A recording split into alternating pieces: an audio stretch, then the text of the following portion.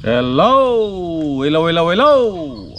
Magandang araw at magandang buhay at panibagong vlog na naman si Bonsaistang Lumpo. So samahan nyo ulit ako. I-trim natin yung mga dapat nating i-trim sa ating mga halamang bonsai. Okay? So itong pinging natin ay nag-wild na naman. Tag-ulan ngayon, mabilis sumibol ang mga sanga. Okay? So kung hindi natin i-trim ito, matideform na naman ang kanyang itsura. Okay? So kailangan nating itong i-trim. Okay? So let's start. So ang Argao Taiwan ay isa ito sa napakabilis na sibulan o tubuan ng panibagong sanga. Once na nagputol ka ng isang sanga, ang kapalit nun ay dalawang sanga ang ibibigay. So ang Argao Taiwan ay isa ito sa mabilis na mabuo basta kumpleto yung ibibigay mong pag-aalaga sa kanya. So may kahinaan din ang Argao Taiwan. Ano ba yung kahinaan ng Argao Taiwan? Mahina ito sa tag-ulan, lalong-lalo na kung ito ay nakapat. So kapag tag-ulan na, ang ginagawa ko, nilalagyan ng extension.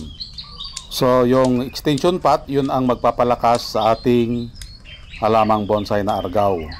Dahil kapag ito ay tag-ulan, madali itong kapitan ng mga aphids. Mahina ang Argao Taiwan kapag tag-ulan. Kung minsan nalulusaw ang kanilang mga dahon dahil dun sa aphids. Ang gustong-gusto ng Argao Taiwan ay yung pulsan, yung maaraw. Mahina sila sa tag-ulan. Kaya kapag tag-ulan, expect nyo na nahihina ang inyong halaman. Ang gagawin dapat ay ilagay nyo na sa extension pot para lumakas ang ating halamang bonsai. Kung mapapansin nyo, ang ating halamang bonsai ay ang bilis lumago ang kanyang mga sanga or tubuan. Kailan lang natin ito na gupitan or kinalbo. So mga isang buwan pa lang, ganito na ulit ang kanyang itsura. Kailangan niya na ulit niyang gupitan. Madaling kapitan ng aphids ang Argao Taiwan dahil sa taglay nito ang siksik ang kanyang mga sanga. Madali siya kasing kumapal. So ang gustong-gusto ng aphids ay yung makapal ang mga dahon.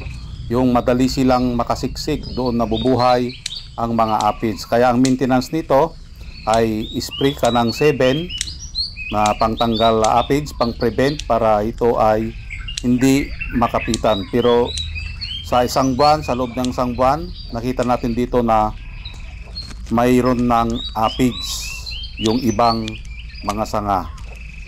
Ayan. So makikita nyo naman dito ang kapal, ang bilis tubuan ng sanga ang Argao Taiwan. Kaso matrabaho. Masasabi kong matrabaho dahil dapat kailangan mong isprehan ito ng anti-aphids, lalong-lalo na kapag makapal ang kanyang mga dahon.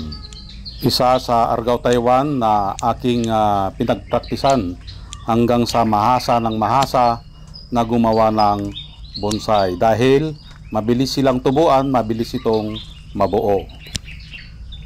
Naririnig nyo yung ibon? Doon o. Antena, yun ang yun yung ating music. Masarap pakinggan yung mga huni ng ibon kapag ikaw ay nasa isang lugar na maraming ibon na nag-aawitan. Katulad dito sa aking garden, gustong-gusto nila dito dahil marami silang nakukuhang ginagawang pugad. Halos palipat-lipat lang sila ng pugad na ginagawa dito sa mga punong kahoy dito sa aking paligid. At the same time, kapag ako ay nagdidilig, dito rin sila umiinom, yung mga ibon na yan. Kaya kung mapapansin nyo, ang tunog ng aking paligid ay huni ng ibon at mga alagang manok kasi si Bonsai Tanglong po ay nakatira sa isang liblib na lugar na parang paraiso. Agoy, agoy, agoy. So, yan ang kanyang bahay, bahay kubo. Kahit munti, ang halaman doon ay puro bonsai. Ayun. So, ito guys, na tanggal natin yung mga ibang mga sibol na dahon. Nakita natin dito is mag-uumpisa ng mag-aphids dito, oh, kung napapansin nyo itong puti-puti dito. Yan. Yung napapansin yung puti-puti na yan, aphids na yan guys, aphids. So kailangan itong i-brush and then bigyan ng katulad nito, bigyan ng gamot. Okay, i-brush natin ito para matanggal. So kapag kinapitan ang aphids ang argaw, maaari itong mamatay. Okay, ito yung isa yan sa sakit ng argaw, yung kapitan ng aphids. Okay, so mamaya ilagyan natin ng ano to, i-brush.